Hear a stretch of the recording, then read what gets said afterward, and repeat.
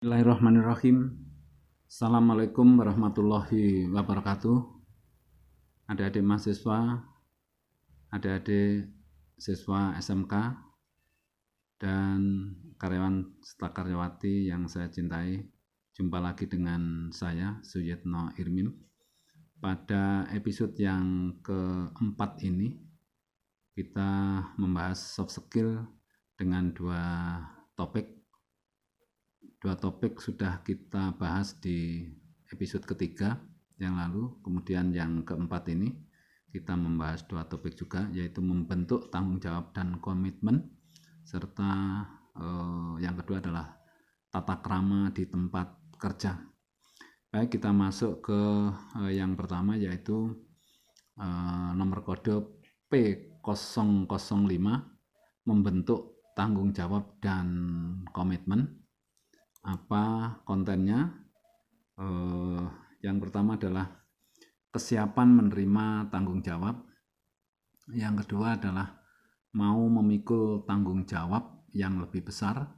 Kemudian ketiga, bekerja tanpa menunggu perintah. Keempat, mengedepankan kepentingan tugas. Yang kelima, berusaha menyeimbangkan antara hak dan kewajiban. Dan yang keenam adalah siap menerima dan melaksanakan aturan dan prosedur. Itu kira-kira konten kaitannya dengan membentuk tanggung jawab dan komitmen.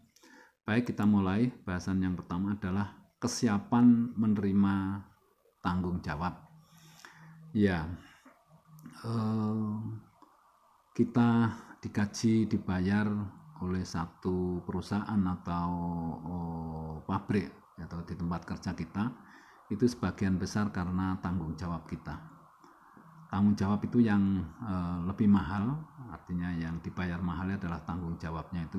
Oleh karena itu, apapun tugas yang diberikan kepada kita, pekerjaan yang diberikan kepada kita, harus kita laksanakan, harus kita lakukan, karena itu merupakan tanggung jawab kita. Dan sebaiknya apapun yang diberikan kepada kita atau pekerjaan apapun yang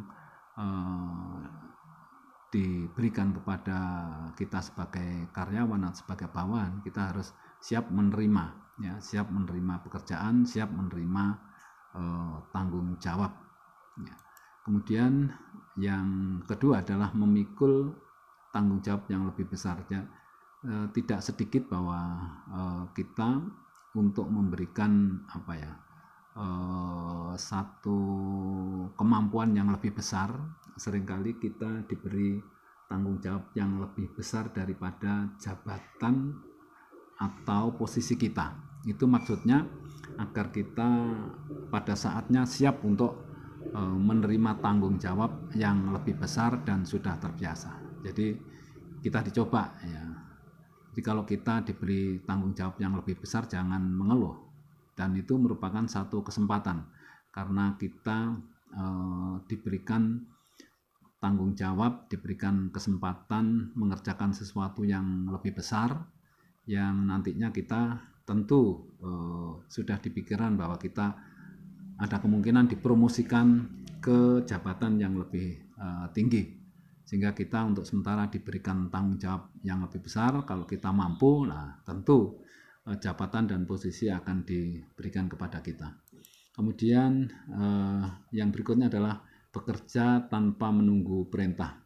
Ini merupakan satu tanggung jawab, karena kita tahu bahwa itu merupakan pekerjaan kita, tanggung jawab kita. Jadi seharusnya kita tidak usah menunggu perintah. Jadi diperintah atau tidak, kalau itu memang sudah tanggung jawab kita, ya harus kita kerjakan sebaik mungkin, ya. Jadi prinsip seperti ini harus kita miliki agar pada saatnya kita bekerja nanti sudah tidak kaget lagi, sudah siap dengan tanggung jawab yang diberikan kepada kita tanpa harus menunggu perintah dari atasan. Kemudian yang berikutnya adalah mengedepankan kepentingan tugas, ya. Kalau kita lihat gambar ini, yang pertama adalah kepentingan perusahaan dan kemudian diikuti oleh kepentingan pribadi. Jadi artinya pada saat kita di tempat kerja, jadi harus kita nomor satukan kepentingan kerja atau kepentingan tugas atau kepentingan perusahaan daripada kepentingan pribadi. Hanya dalam hal-hal yang sangat mendesak sekali kita mengedepankan kepentingan pribadi, itu pun dalam kondisi-kondisi darurat. Tapi kalau kondisi normal itu kita harus tetap mengedepankan kepentingan perusahaan atau kepentingan tugas. Kemudian berusaha menyeimbangkan antara hak dan kewajiban. Ya, hak kita ini sudah diatur, sudah ditulis dalam peraturan ketenagakerjaan, baik itu peraturan perusahaan atau yang bersifat tertulis, ya, yang namanya perjanjian kerja bersama, ya, itu sudah ada hak kita mulai dari A sampai Z itu sudah ditulis di sana. Jadi bisa dikuantitatifkan kalau itu hak. Nah, tetapi kewajiban seringkali sifatnya hanya kualitatif, hanya ditulis secara kualitatif. Nah, bagaimana caranya untuk menyeimbangkan hak dan kewajiban? Sementara hak bisa dikuantitatifkan, sementara kewajiban tidak bisa dikuantitatifkan. Jadi ini menurut hemat saya, jadi saya berpikir asal kita bekerja dengan sebaik mungkin artinya bahwa kita memiliki potensi itu juga dimaksimalkan, diikuti dengan semangat atau motivasi yang tinggi, ya.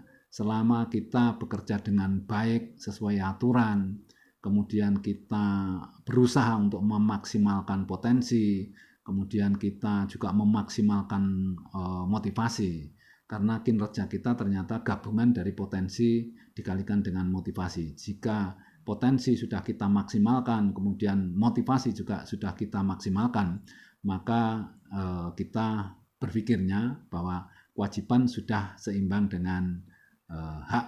Jadi intinya bahwa kalau kita bekerja dengan maksimal, maka kewajiban kita sudah seimbang dengan hak yang kita terima. Kemudian siap menerima dan melaksanakan aturan dan prosedur. Ya, semua di tempat kerja itu pasti ada aturan dan prosedur.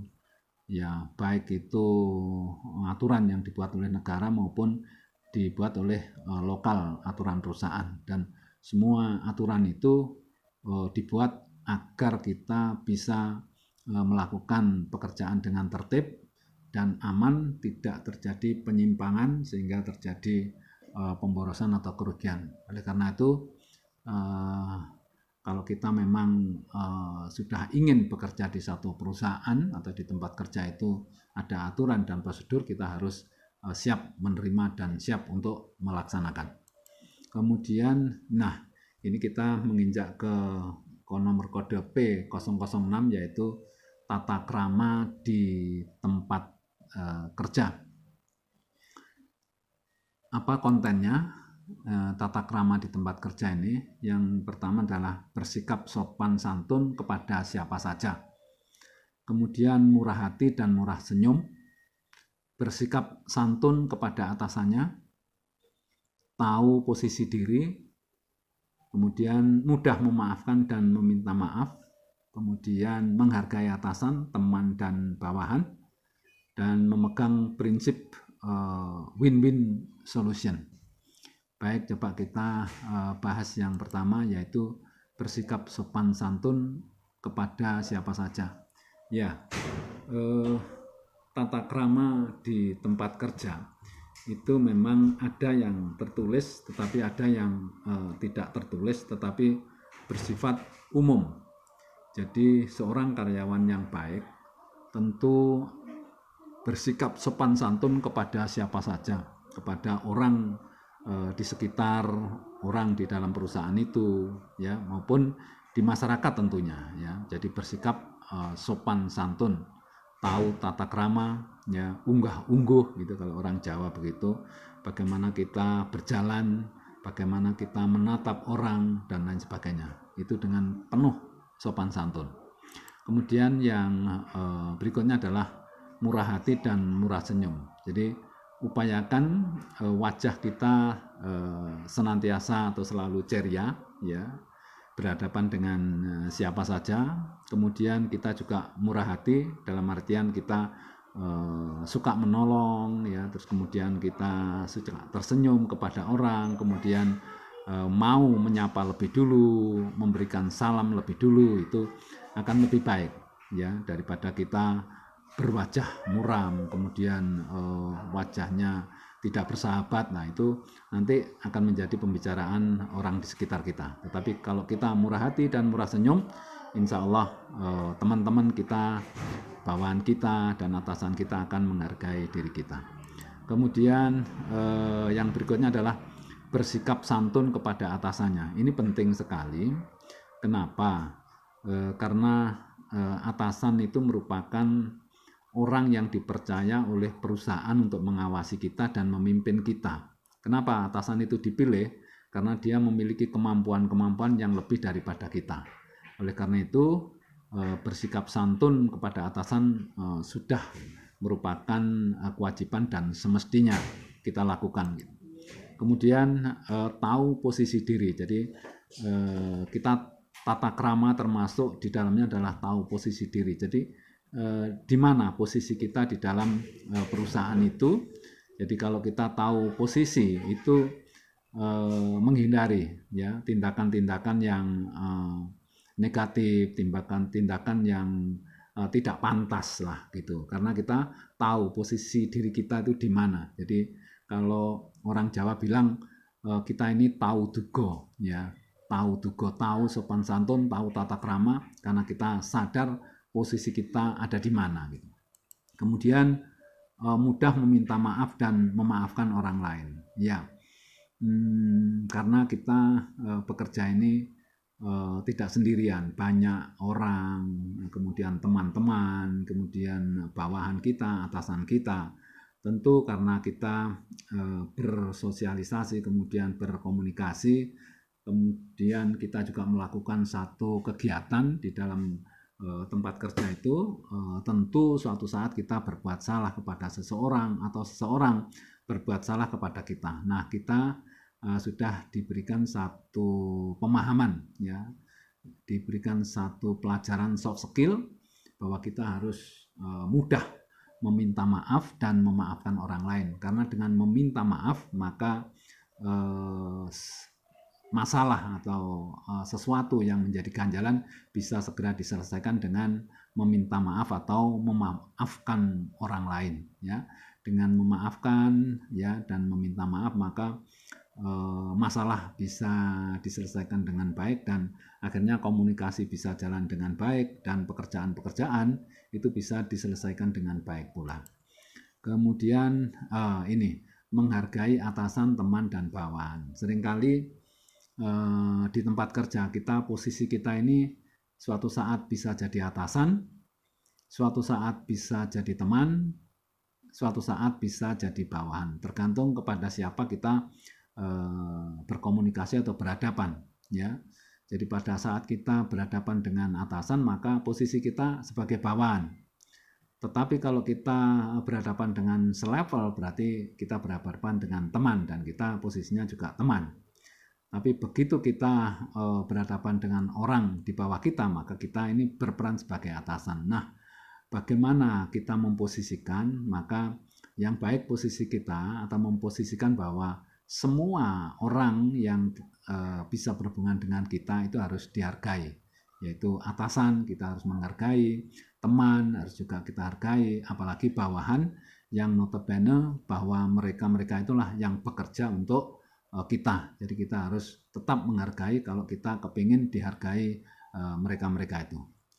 Kemudian memegang prinsip win-win solution. Jadi masalah selalu ada dan sesuatu seringkali harus diselesaikan dengan prinsip win-win solution. Dan memang prinsip ini sangat baik sekali. Jadi kalau kita bertransaksi, kemudian menyelesaikan masalah dengan orang lain, ya, itu prinsip win-win solution itu menjadi penengah, menjadi solusi yang paling baik. Karena apa?